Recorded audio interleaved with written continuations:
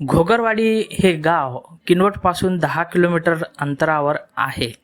या गावाचे खास वैशिष्ट्य म्हणजे या गावात संपूर्णतः आदिवासी गोंड समाज वास्तव्य करतो. एकूण गावाची लोकसंख्या ही 1,500 आहे. त्यामध्ये सर्व गोंड समाज हा राहतो. येथून 1.5 किलोमीटर अंतरावर शक्तीनगर हे सुद्धा गाव आदिवासी बहुल आहे. त्या ठिकाणी सुद्धा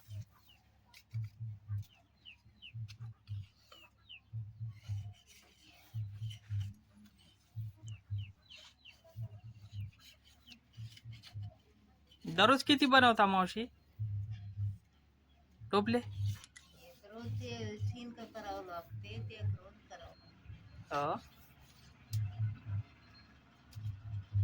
म्हणजे 4-5 टोपले बनवता का? हो. बरोबर माप घेता? हो. बापरे, का कला आहे बाबा, खरंच.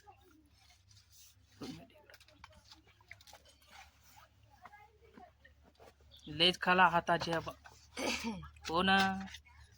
वा वा. आपला कोण गाव? किनवटचा मावशी.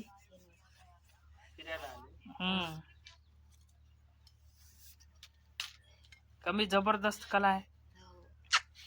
बापरे, याचा चालून घेता. हे दार खडावं लागते, नाही तर कापते. हा हा. हो.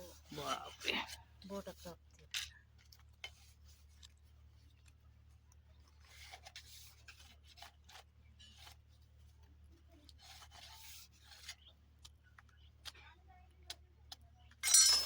तुम्ही आई का तुझी नाव? तुला आत्या हो मी. अच्छा. दत्तूचा आत्या हो.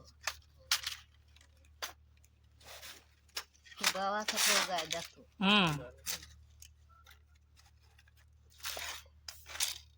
हे किती वर्ष झालं मावशी काम करायला? ये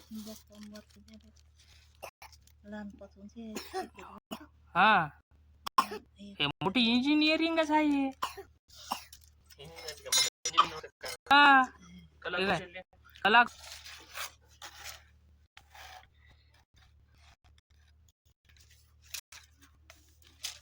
हे बांबूचे आहे नाही का? बाबूच आहे. दुरून आणावं लागते. हा, इकडे बापरे. हे इकडचं डेट आहे मला. हो का?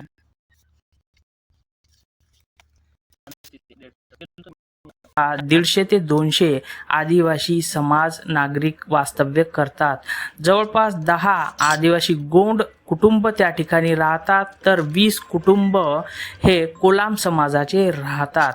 निसर्गाने सुंदर असं वर्णन किंवा निसर्गाने खूप मोठी देणगी दिलेली या परिसराला आहे. घनदाट जंगल आणि त्यामध्ये पशु पक्षींचं वावरणं हे निसर्गतः सुंदर, त्यांचा आवाज आणि शांतता या ठिकाणी दिसून येते.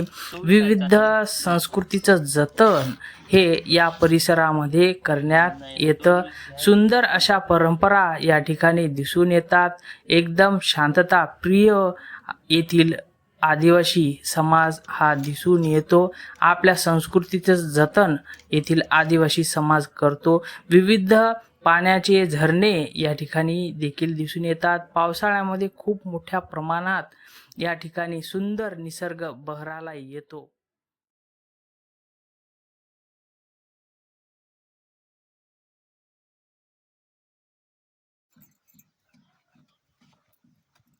भीमदेव आहे नाही का?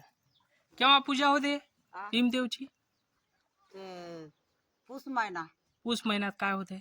देव करते. कशा पद्धतीची पूजा? ते बकरा कापते. हा, आणखीन काहीतरी बाजी करते. हा, बाधा दूर होते का? अच्छा अच्छा.